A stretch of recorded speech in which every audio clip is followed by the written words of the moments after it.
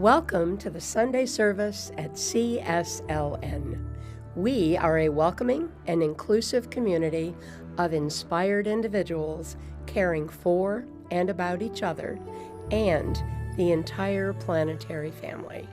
The Center for Spiritual Living Nashville offers spiritual tools for anyone seeking a more fulfilled and meaningful life through a deeper connection with a higher power or universal truths. Be sure to subscribe below if you enjoy our programs. Now let's join today's service. Well, good morning, everyone. I'm Reverend Lynn, and it's my great pleasure to welcome you to Center for Spiritual Living Nashville. And it's also really great to ask you to silence your cell phones. We've not done that in forever, for over a year, I guess. So anyway, we have people here today.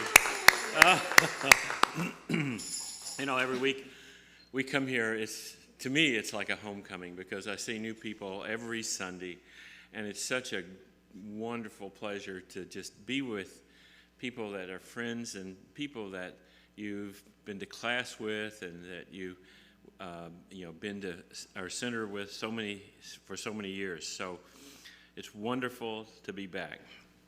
If you, and I know we have some visitors today, if you'd like to stop by the Welcome Center in the back, we have a special packet for you. So thanks for being here. I know that you're going to get a really wonderful blessing from our talk today and all of our great musicians.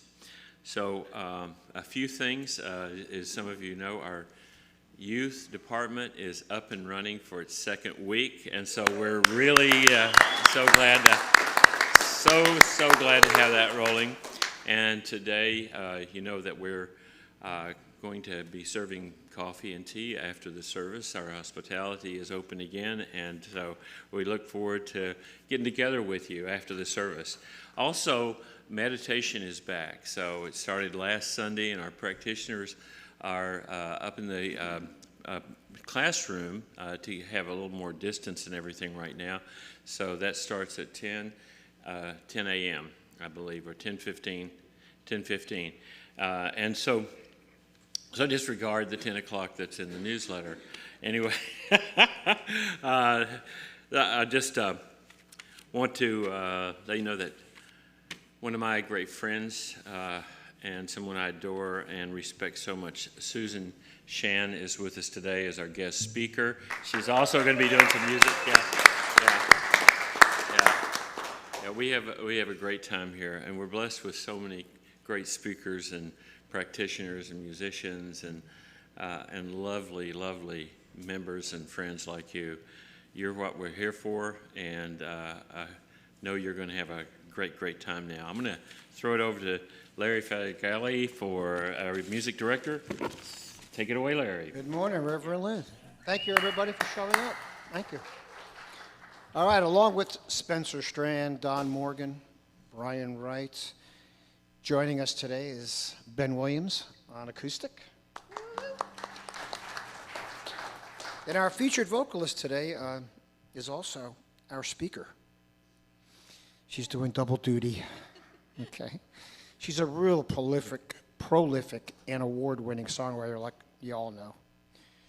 So I don't know, I guess I'll leave the introduction to the host, but I guess if you take the environmentalist, the activist, the student of the science of mind, the singer, the songwriter, the guitarist, the speaker, and mix in the New Jersey attitude, you've got Susan. So welcome, Susan Shan. Gotta have that New Jersey attitude. Hi, everybody. Good morning. This is a song from Joni Mitchell.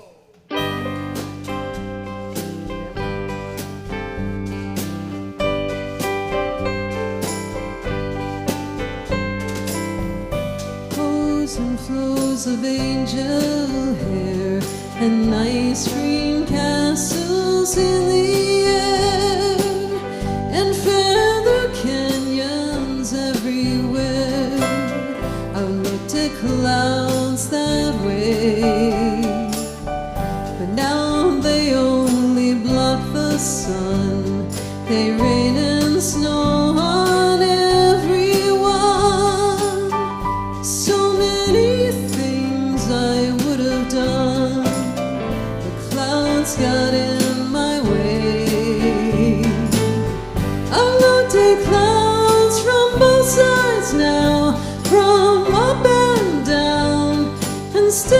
somehow it's cloud illusions. I recall, I really don't know clouds at all.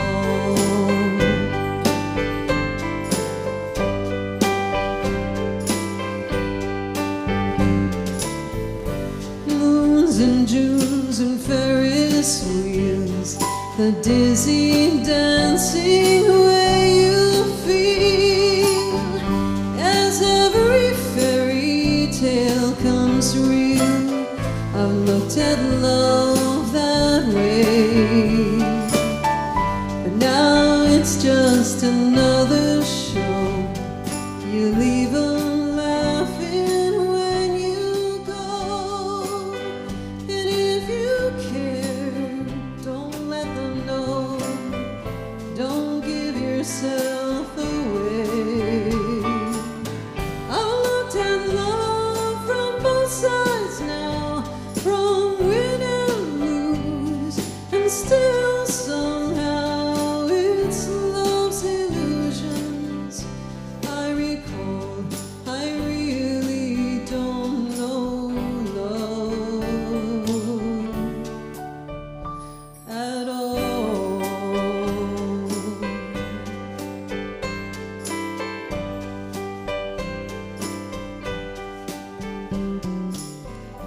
Tears and fears and feeling proud to say I love you right out loud. Dreams and schemes and circus crowds, I've looked at life that way. But now old friends are acting strange.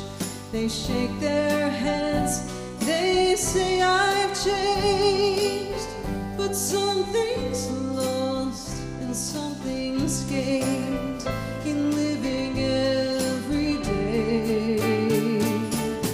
I looked at life from both sides now, from give and take, and still somehow it's life's illusions. I recall, I really don't know life at all.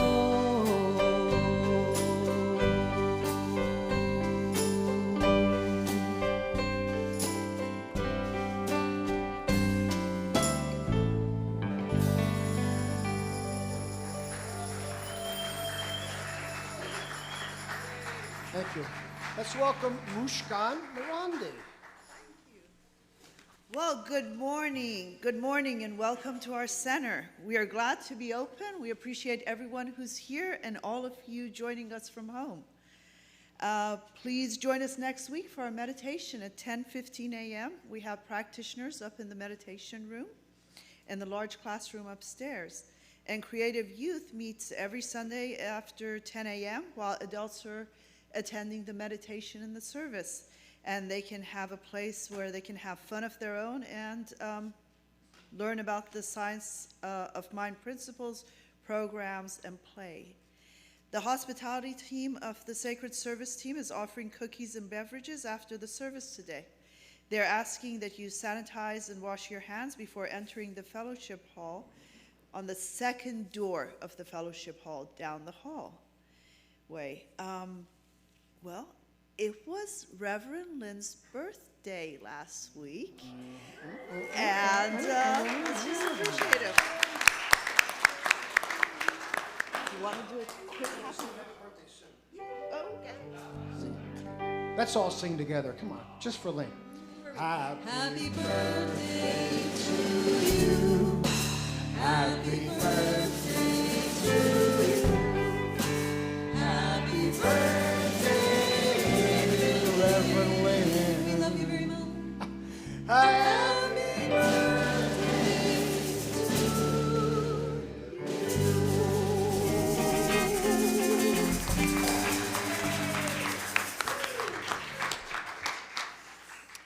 Okay, Go ahead, I'm sorry. no, I'm so sorry. So on Monday on Zoom, we have the team council meeting at 6 o'clock. On Tuesday, we have the suggestions and concerns.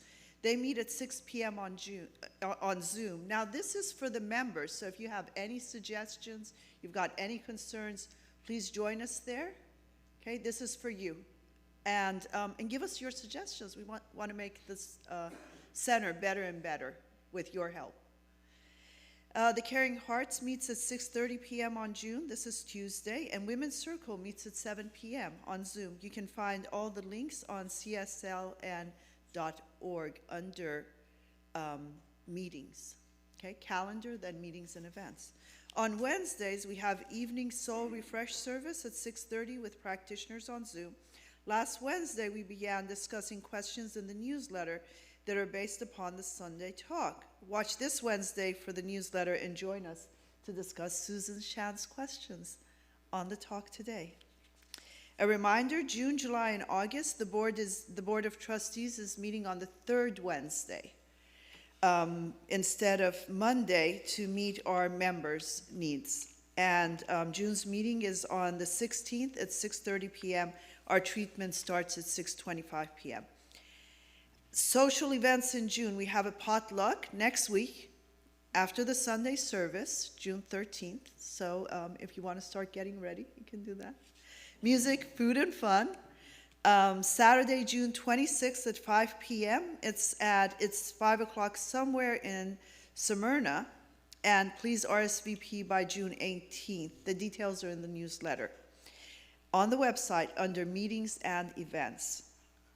The Giving Circle accepts gift cards, cash, checks for those in need. If you need assistance, please let us know so we may help you. There's a box at the center, or you can mail donations and requests to the office. If you need a spiritual mind treatment, please see our practitioners after the meeting. They will be here, and you can also find them during the week on our website. And you can choose a practitioner by using the individual contact form and submit a request. Please stay connected and give love to the center to help our center thrive. Visit lovecsln.com. Please subscribe to our YouTube channel and give us a thumbs up. Thank you. Thank you, Ms. Bell.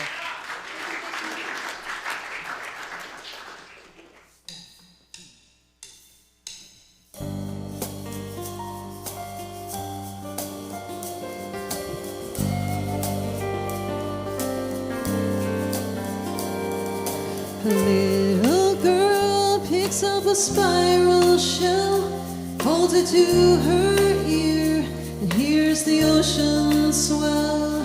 From 1,000 miles she feels it in her veins, like an ancient call to return again to the sea. A little boy catches a firefly, cups it in his palms, tries not to let it die. What its light grows dim, he feels a vacant space, as though a part of him had taken its place. Ordinary miracles, so connected to this world, such a part of all that is, ever drawn into the pool of her tide, the song of her seas, the pulse of her rain, the movement of the wind through the trees. Ordinary miracles.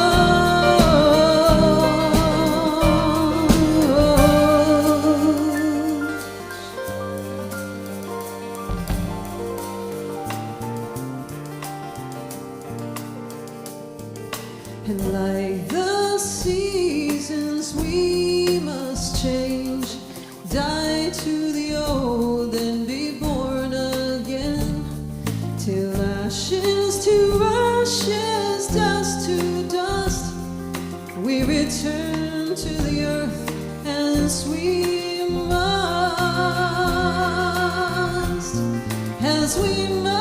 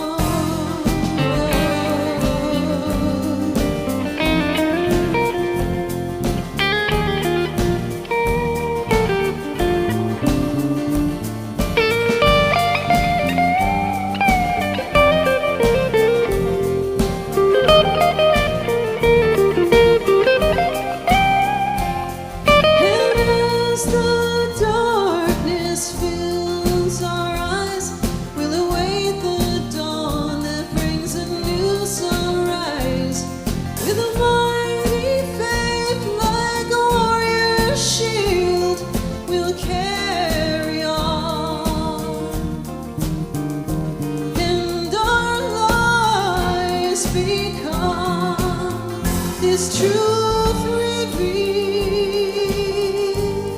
this ordinary miracle, so connected to this world, such a part of all that is, ever drawn into the pull of her tide, the song of her seas, the pulse of her rain, the movement of the wind through the trees.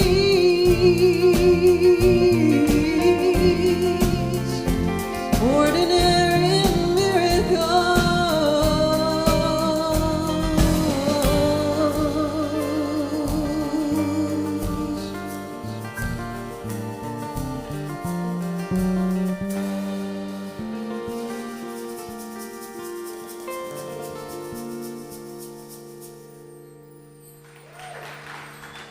Thank you. Thank you. Let's welcome Laura Lantris.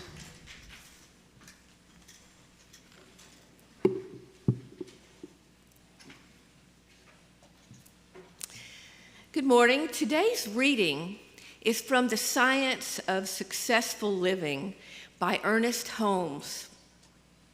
I'm going to read an excerpt from Your Mind is Your Future. It has become normal to view the future as uncertain, insecure, and possibly treacherous. The years to come are dreaded by many, and the present-day emphasis on the problems of old age contributes to a steady decline of vision and hope. And I believe that the past year in pandemic has contributed to this with underlying anxiety. Spiritual values have been relegated to the sidelines by the masses of people. In this tragic acceptance of defeat as a human race consciousness belief with power that must be met in your consciousness. Now is the time to meet it head on. The teaching that the future can be good, that age is the accumulation of wisdom and efficiency, and that no door is ever fully shut, has been in the spiritual thinking of the ages.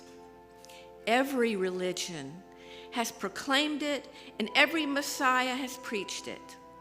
Our metaphysical understanding of God as the action of mind and life in men and women will lift you out of the pessimism of the human race's belief and show you that your future is dependent upon your knowledge of God and not on what the masses of people have accepted as true. You are in an unlimited universe. It is conditioned in your experience only by your concept of it. Your subjective acceptance of either good or bad in the world in which you live causes it to react that way.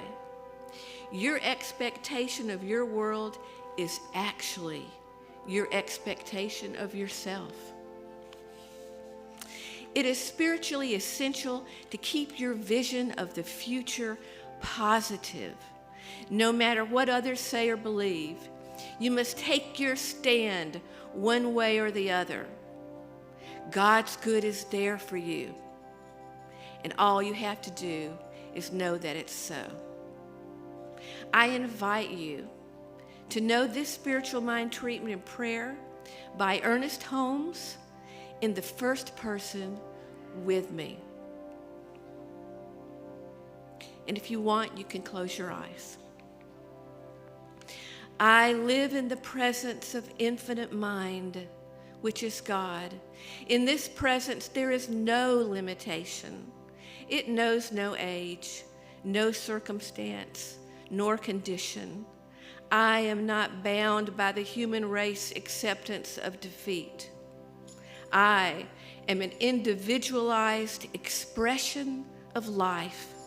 I now affirm that my future is one of progress, creative activity, and financial security.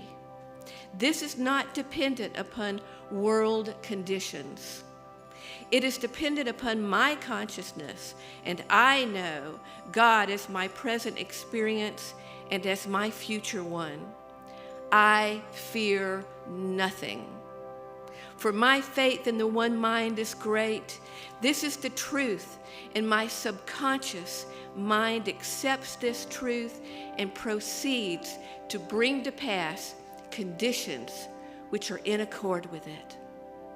And so it is.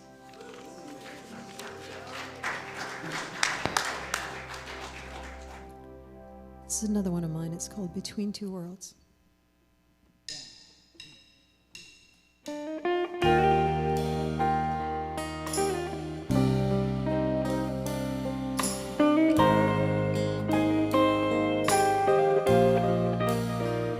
Between two worlds, I am standing on the bridge between what is and what will be. Between two lives, I am living, moving forward from the deepest part of me. I will cast a glance behind me, one last look at all that's been. Then I'll let go of that story so a new one can begin. Between two worlds, but I am ready to embrace what's waiting on the other side. Just a small step and then another. Soon I'm soaring right across that great divide. No more doubt and no more worry. I have everything I need. Let the storms rage all around me. I will put my trust in thee to carry me between two worlds.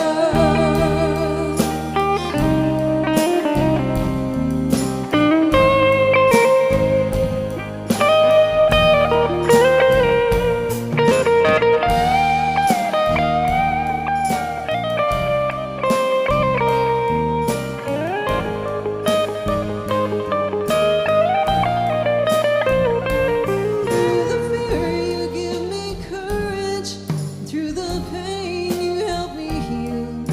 When I finally cross over, I will see this truth revealed. Between two worlds, you were always there, right beside me, in the shadow and the light. And I had only to go within me and claim there what was already mine. Oh, the gift is always given when we're ready to receive. The life that we imagine will be ours when we believe. Love can carry us between two worlds. It's love that carries us between two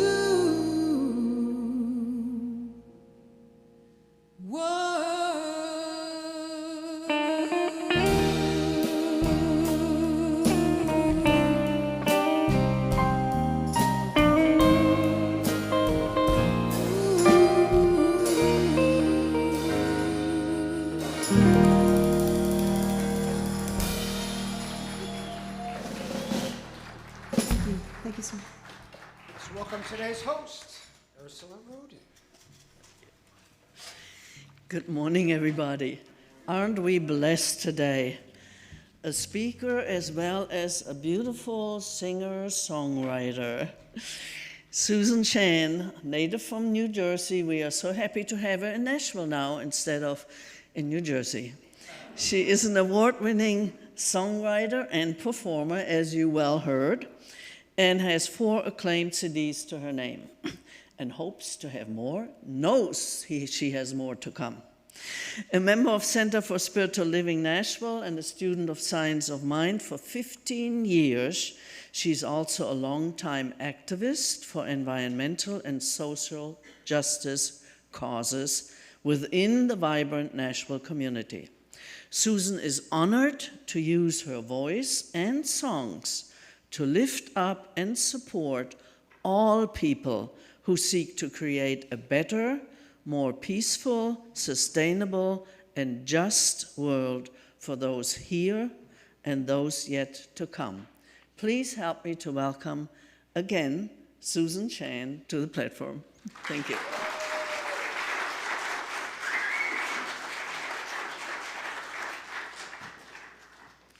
Wow, wow, wow. Good morning, all you beautiful people. Thank you, Ursula, for that wonderful introduction.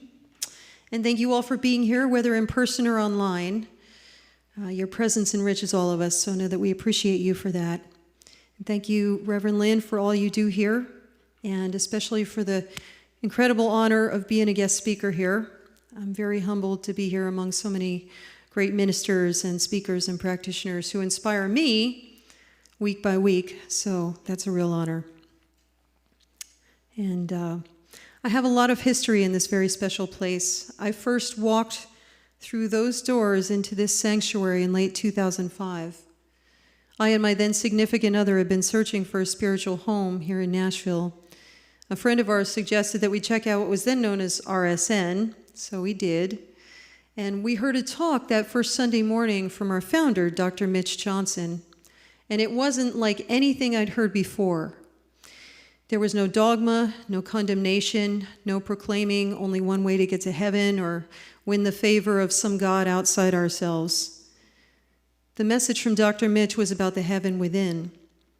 It was about the grace and the divinity within each and every living soul, within all of us. I have to find mine, please. That message resonated so deeply for me. I knew that I could really learn and grow here, and I have, though certainly not without my fair share of growing pains. Now, most of my experience here has been really wonderful and fun. I've been part of the music ministry team and sung and performed here many times over the years. I directed a choir here back for several years for people who wanted to sing and share their passion for music but maybe didn't aspire to be in the band.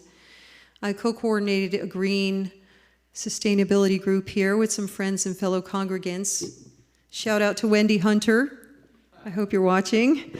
Wendy was one of my cohorts in that. We were affectionately known as Gang Green.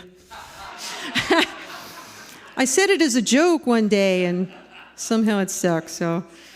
Anyway, classes, picnics, potlucks, holiday parties, volunteer days, hiking, camping, so many wonderful memories and so many friends. I'm really grateful for my experience here. In my early days, though, I also spent a lot of time in the back of that sanctuary crying, both in gratitude for the realizations I was having about the power of choice in my life, and in grief for the ways that I had misused that power. I cried in pain for the stories of victimization, unworthiness, and blame that I'd accepted and held on to, stories and beliefs that had kept my conscious identity small, limited, and apart from that greater knowing in so many ways for so many years. But I also cried in joy for the idea of this Christ consciousness of unity that I was an important part of. My healing and awakening journey is ongoing, as most of ours is, I imagine. But with all its challenges, the science of mind has been a real gift in my life. And it's a truth that can heal our world as more and more of us awaken to it. So when I first asked Reverend Lynn if I could speak here, and he said yes, I was so excited. This is something I've wanted to do for a really long time, to be a witness for the transformative power of love, not just through music, which I love, but through the spoken word. I knew that if I could share some aspects of my story and my journey, I might be able to help some other people. So my being here today is a demonstration. It's a manifestation of the principles of science of mind, and it's taken me a while to get here, but I'm here, so yay. So to give you just a little background on me, and I'm going to have a quick sip of water. I hail from New Jersey originally, as Ursula pointed out. And I won't do my New Jersey accent. I'm the youngest of 5 siblings. I moved to Nashville in 2004, first and foremost as a singer-songwriter, but I've also spent, as she said, a lot of time in the environmental and social justice communities here. I've served on the boards of the Tennessee Alliance for Progress and the Nashville Peace and Justice Center. I created and hosted a local access cable show called Earth Revolution, in which I interviewed government and non-government leaders in sustainability and engineers, architects, organic farmers, and so on. I obtained a permaculture design certificate in 2012 to better understand nature's intelligence and how we might apply her zero waste systems to our human designs in agriculture and other areas. I've performed at or helped organize a lot of events with a lot of really wonderful people. So you might say that my background is kind of the secular version of these values and beliefs we teach. But if we are joined in this one divine intelligence, as I believe we are, then we know there's really no separation between the sacred and the secular. In both, we're given a chance to express our most deeply held values. So the themes for the month of June here are love and compassion. Sounds pretty easy, right? We all know what that means. We all know what those words mean. But do we really know sometimes how to apply love and compassion, first and foremost, to ourselves, to others, to those that challenge us the most?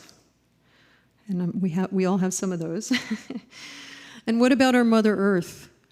Are we giving our highest and best for this magnificent creation that's been entrusted to us? Even as an activist, I know I'm not.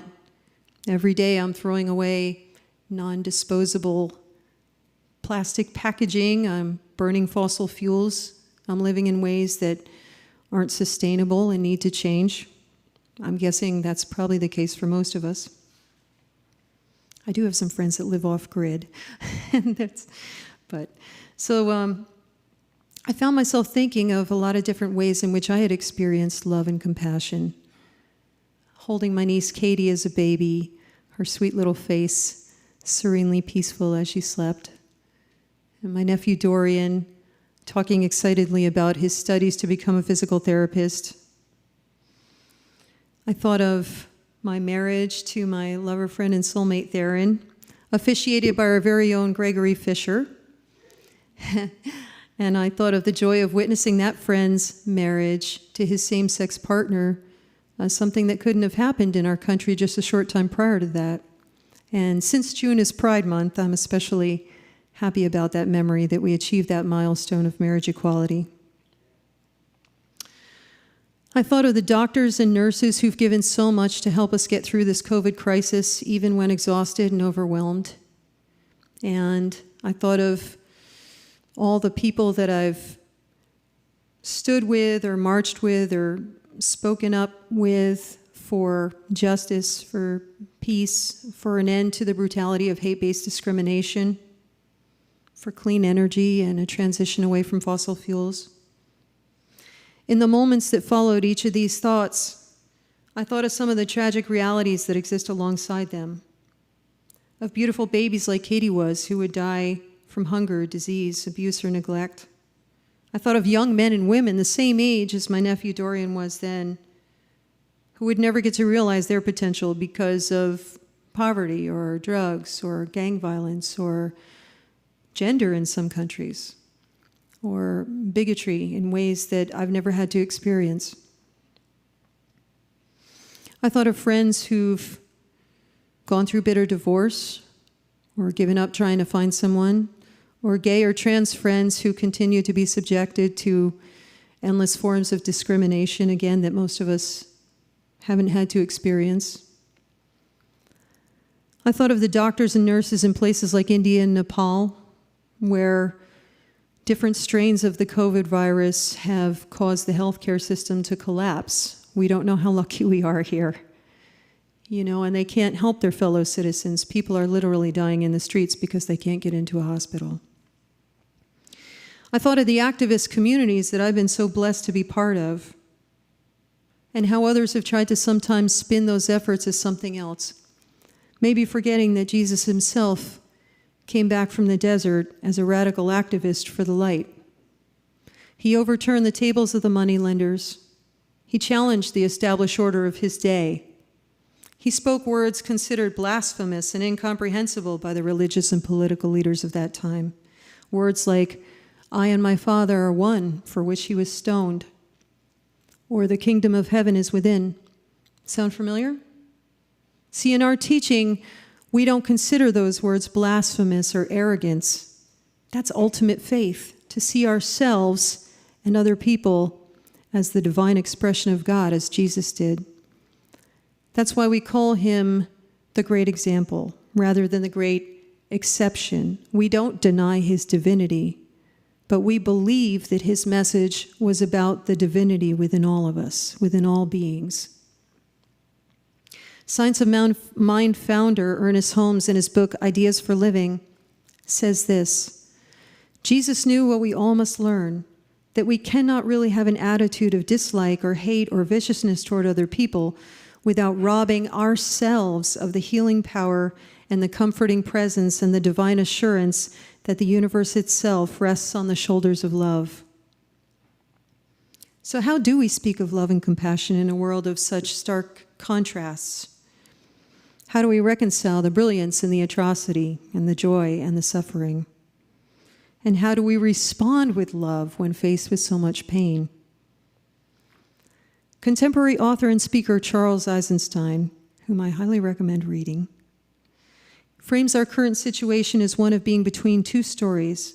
The story of separation, which is the cultural myths, stories, and ideas of ourselves as separate, competing beings in a fundamentally neutral or even hostile universe, and the story of interbeing, our awakening to a recognition of our deep interconnection with one another and with all of life. In his book, The More Beautiful World Our Hearts Know Is Possible, he says this: "A recognition of an alliance is growing among people in diverse arenas of activism, whether political, social, or spiritual.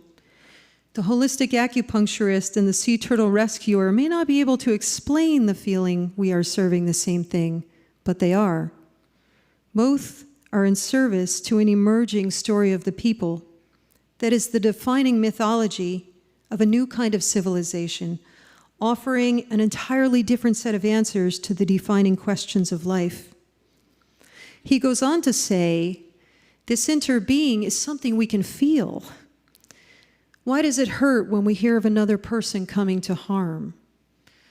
Why, when we hear of mass die-offs of coral reefs and see their bleached skeletons, do we feel like we've sustained a blow? It's because it's happening to ourselves, our extended selves. He also references the emerging metaphysical sciences as confirming these things that we've perhaps known intuitively all along, that we are part of a continuous, energetic field encompassing all of life. For me, this is an important point because it highlights one of the reasons that our teaching is part of a collective of spiritual teachings known as New Thought. What makes it new is that we've begun to form a bridge between our scientific understanding and our spiritual understanding, between reason and faith. Here are some of the principles of the new story as described by Charles Eisenstein. That my being partakes of your being and that of all beings. This goes beyond interdependency. Our very existence is relational. That therefore what we do to another, we do to ourselves. That each of us has a unique and necessary gift to give the world, and that the purpose of life is to express our gifts. Amen. That every act is significant and has an effect on the cosmos. That we are fundamentally unseparate from each other, from all beings, and from the universe. That every person we encounter and every experience we have mirrors something in ourselves. Ooh, Think about that. That humanity is meant to join fully the tribe of all life on earth, offering our uniquely human gifts toward the well-being and development of the whole.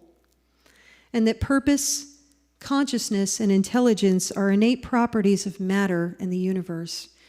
Now, that statement alone is revolutionary because for hundreds of years, it was believed that matter and energy were separate phenomena that interacted only through a complex set of mathematical equations of force and gravity. And now we know that that's actually not true.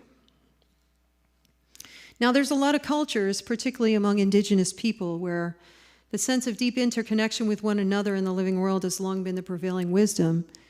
The term interbeing, as I mentioned following Earth Day, is one that comes from Thich Nhat Hanh, who is a Vietnamese spiritual activist and leader. And it's used to describe a concept within the Buddhist philosophy. So this idea isn't new to humanity by any means, but in our Western culture, and certainly in a global economy that has its oldest roots in the story of separation, where people are identified as consumers and the sacred gifts of our natural world are identified as profit-based commodities, it's fair to say that it is relatively new. At the very least, we could say this truth has, as you pointed out earlier, been treated as an abstract spiritual idea without practical application to our everyday living, decision-making, or way of relating to one another and to the living world. Now, just to be clear, I'm not saying that our systems of commerce are bad. They bring us many gifts and vital necessities, but sometimes I would ask at what cost? The question I want to pose is, how might love and compassion help us in redesigning those systems, not just to maximize profit for a few at the expense of many, but to consider people and planet first and foremost? That's a system I want to support. Could I get a witness for that? Yeah. And we all know how divisive labels can be. In politics, separating us into camps, causing families, our country, and even our world to be torn apart by fear, misunderstanding, and untruths about one another. Even in fundamentalist interpretations of Christianity, we see stories that reflect a world of separate and competing forces, good and evil, the righteous and wicked, sinners and saved, winners, losers. We see separate objects and creatures and even other people believed to have been put here for the main purpose of our use, exploitation, or control, or worse, our extermination, often in the name of some false idea of righteousness. We have found ways to justify the unjustifiable, identifying whole groups of our fellow humans as separate, inferior, savage, despicable, sometimes just inconvenient, as innocent civilians in a collateral damage situation in an endless game of war.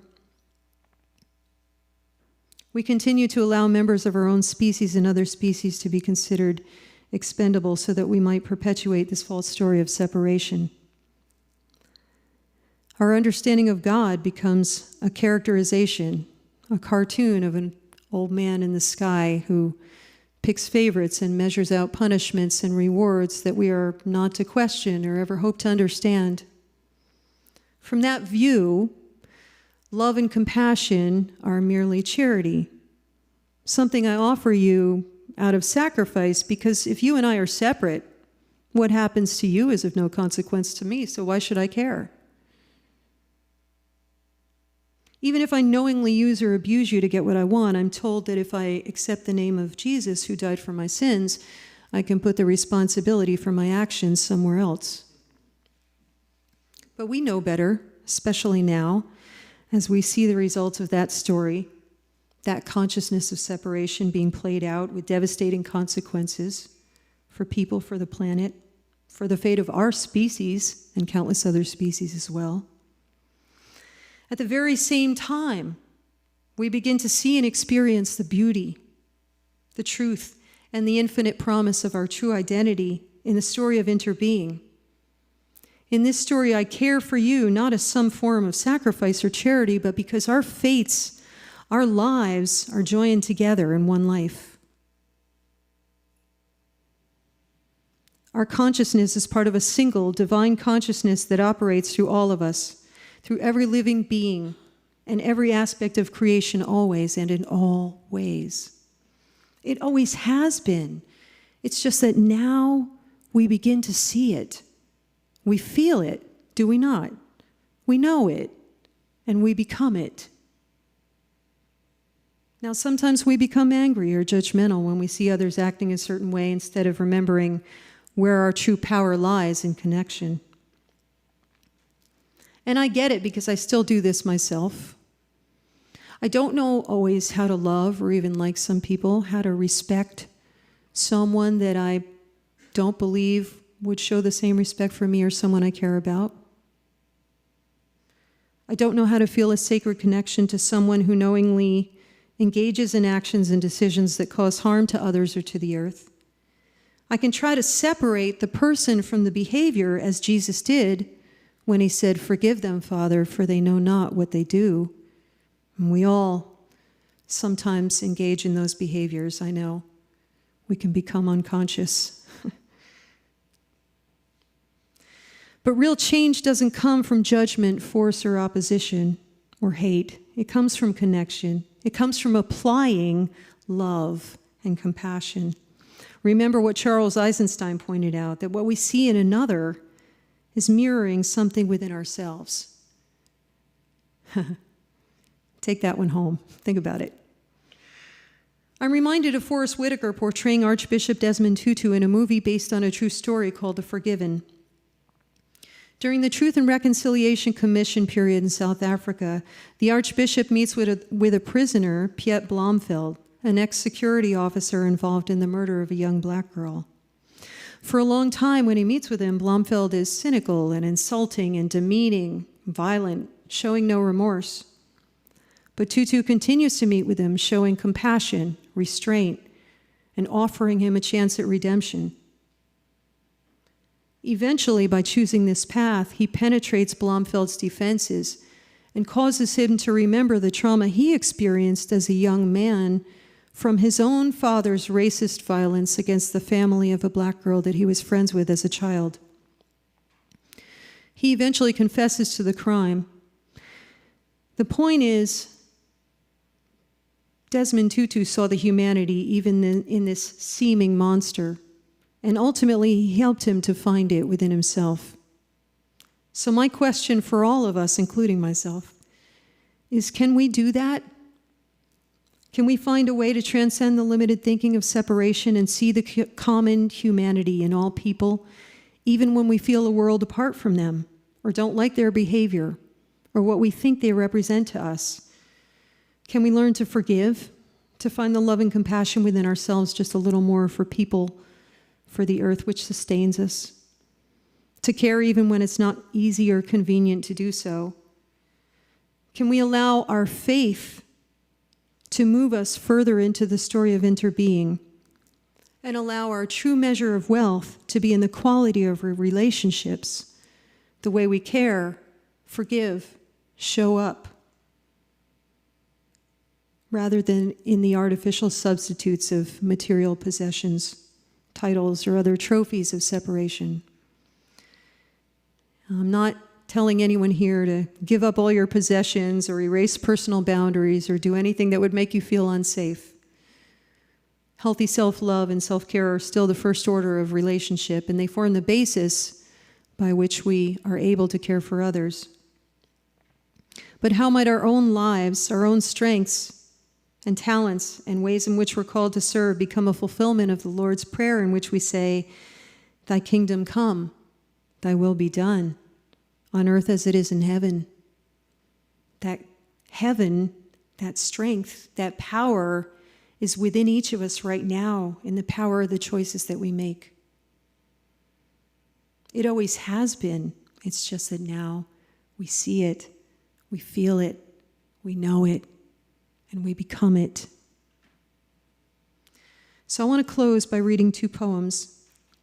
One is from Thich Nhat Hanh, and one is from Chief Seattle, who was a Native American Suquamish chief who lived between the late 18th and mid-19th centuries. Here's the one from Thich Nhat Hanh.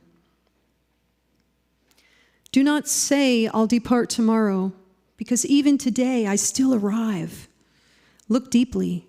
I arrive every second to be a bud on a spring branch, to be a tiny bird with wings still fragile, learning to sing in my new nest, to be a caterpillar in the heart of a flower, to be a jewel hiding itself in a stone. I still arrive in order to laugh and to cry, in order to fear and to hope. The rhythm of my heart is the birth and death of all that are alive. I am the mayfly metamorphosing in the surface of the river, and I am the bird which, when spring comes, arrives in time to eat the mayfly.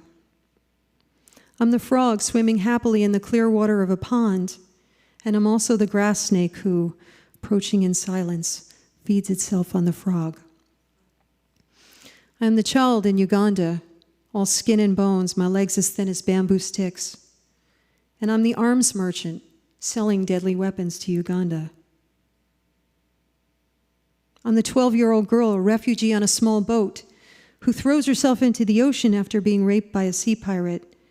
And I'm the pirate, not yet capable of seeing and loving. I'm a member of the Politburo with plenty of power in my hand. And I'm the man who has to pay his debt of blood to my people dying slowly in a forced labor camp. And I just closed my document. Please call me by my true name so I can hear all my cries and all my laughs at once, so that I can see that my joy and my pain are one. Please call me by my true name so I can wake up, and so the door of my heart can be left open, the door of compassion. And this is from Chief Seattle. Teach your children what we have taught our children, that the earth is our mother. Whatever befalls the earth befalls the sons and daughters of the earth. If men spit upon the ground, they spit upon themselves. This we know, the earth does not belong to us, we belong to the earth. This we know, all things are connected, like the blood which unites one family. All things are connected. Whatever befalls the earth befalls the sons and daughters of the earth. We did not weave the web of life. We are merely a strand in it. Whatever we do to the web, we do to ourselves. And so it is.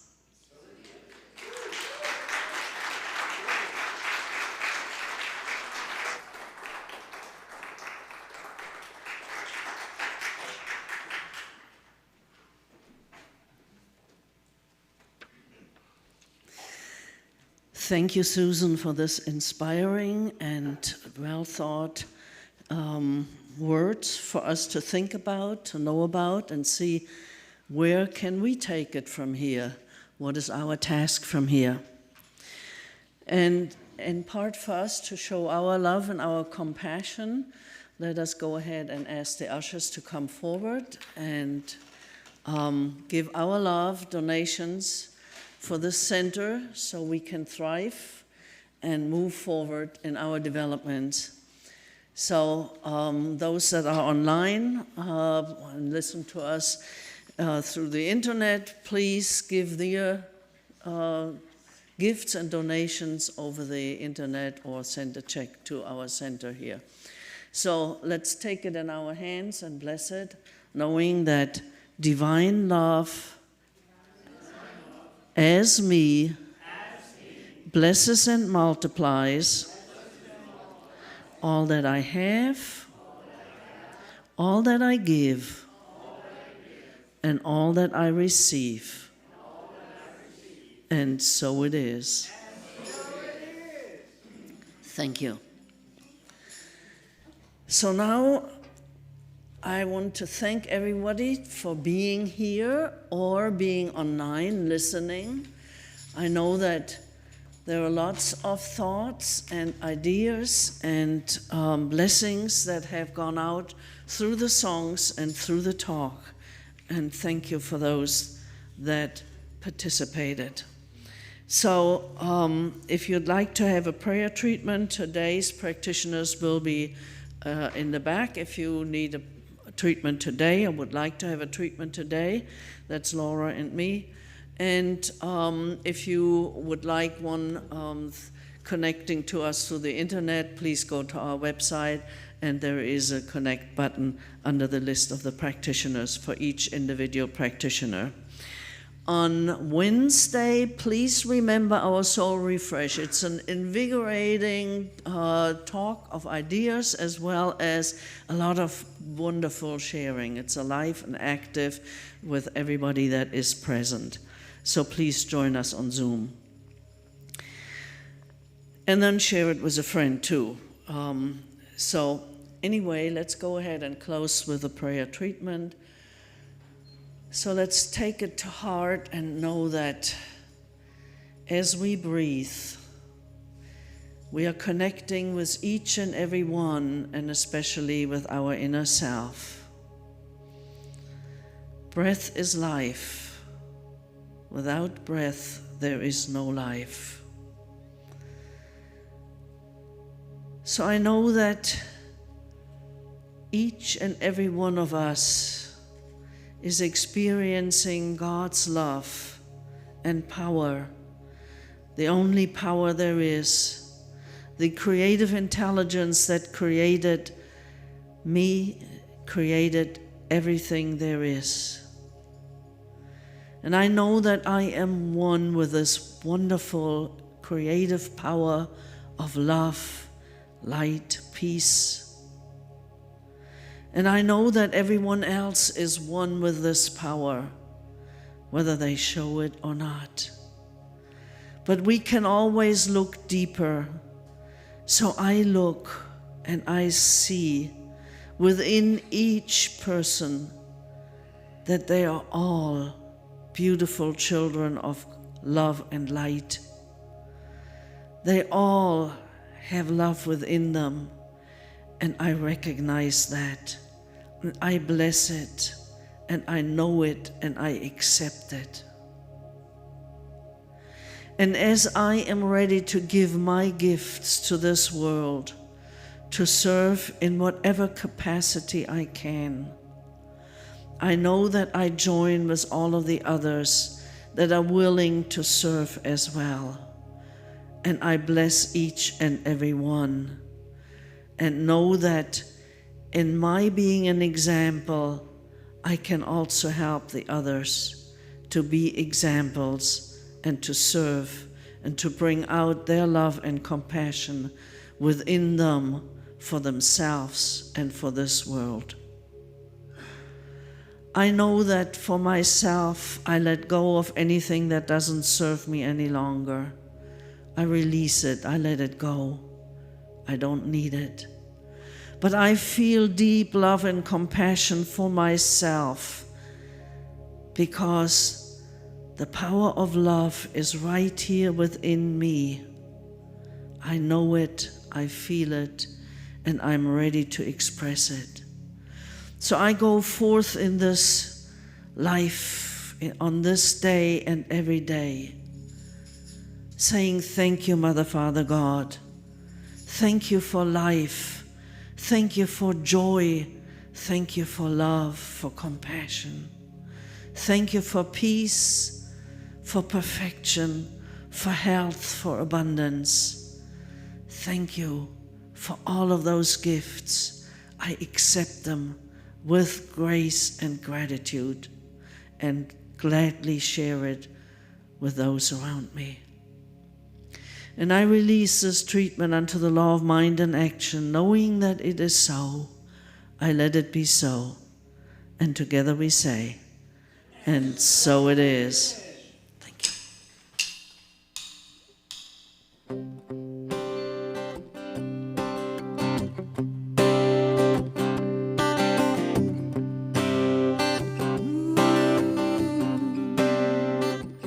When I was a girl each week, Sunday we would go to church, pay attention to the priest.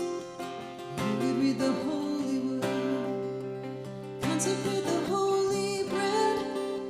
Everyone would kneel and bow. Today the only difference is everything is holy now.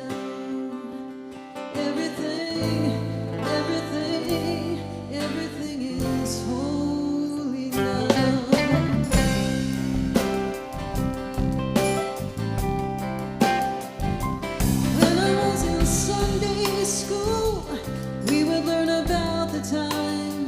Moses split the sea in two, and Jesus made the water wine.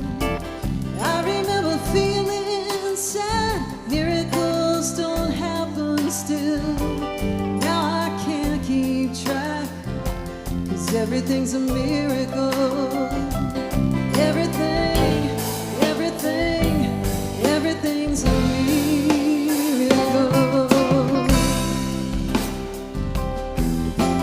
Wine from water is not so small, but an even greater magic trick is that anything is here at all. So the challenging thing becomes not to look for miracles, but finding where there isn't one. And holy water was rare at best, barely with my fingertips. Now I have to hold my breath, like I'm swimming in a sea of it. Used to be a world half there, heaven second-rate hand-me-down. Now I walk it with a reverent air, 'cause everything is holy now, yeah.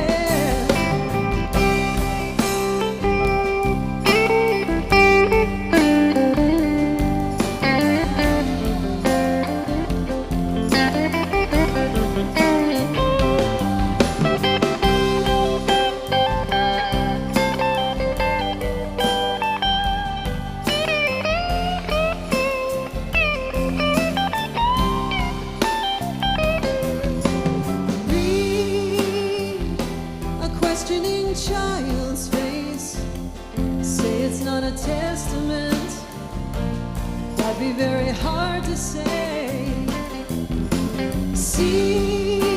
See another new morning come, say it's not a sacrament, I tell you that it can't be done. This morning outside I stood, I saw a little red-winged bird shining like a burning bush, singing like a scripture verse. Made me wanna bow my head. I remember when church let out, how things have changed since then. Everything is holy now. Used to be a world half there, heaven second-rate hand-me-down. I walk it with a reverent air, 'cause everything is holy now. Oh, oh,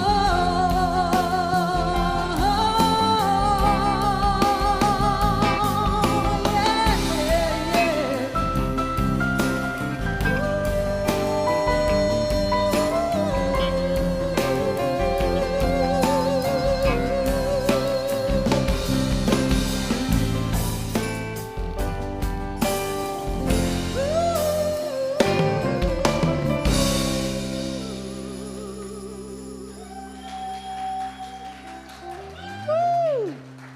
Thank you guys. Have a wonderful day.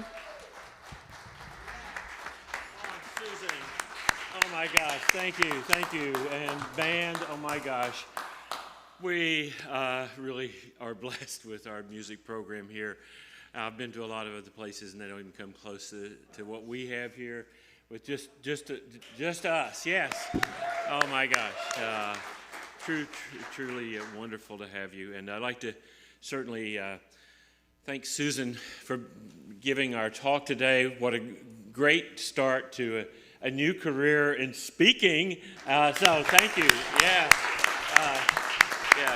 And also, I want to really thank our band because they come here and I just, I work in film and video, and my crew carries around a lot of equipment, and we have to load in and load out. And every Sunday, these guys come and load in on their own. No stage hands, no grips, no gaffers. They just come in, bring their own stuff, set up, and really work hard to just make some great music. Thank you.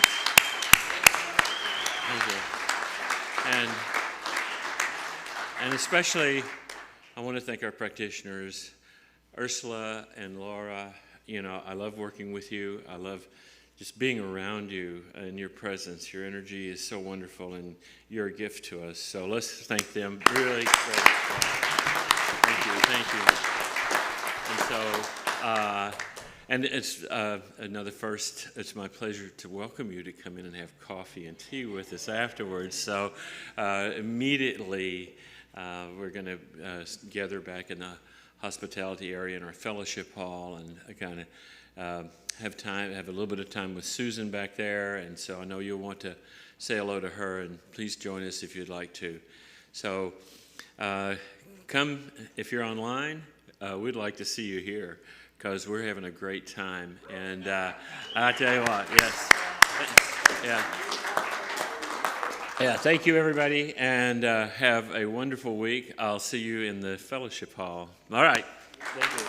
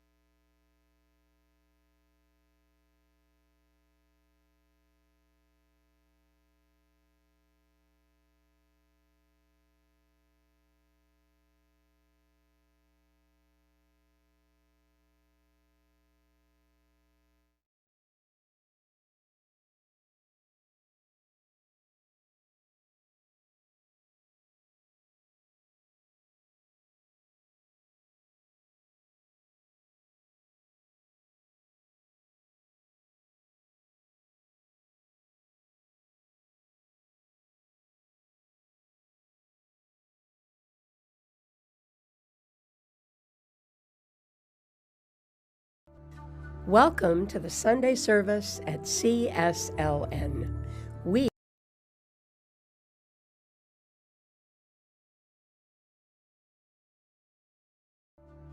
This program is a service of the Center for Spiritual Living Nashville. May your life be filled with joy and prosperity in every way. Learn more about our programs or contact one of our practitioners at our website, cslnashville.org. You may also want to follow us on Facebook at CSLNASH. You can make a big difference with your financial gift at lovecsln.com. Please share the link to this program with a friend and join us again next Sunday. Have a wonderful week.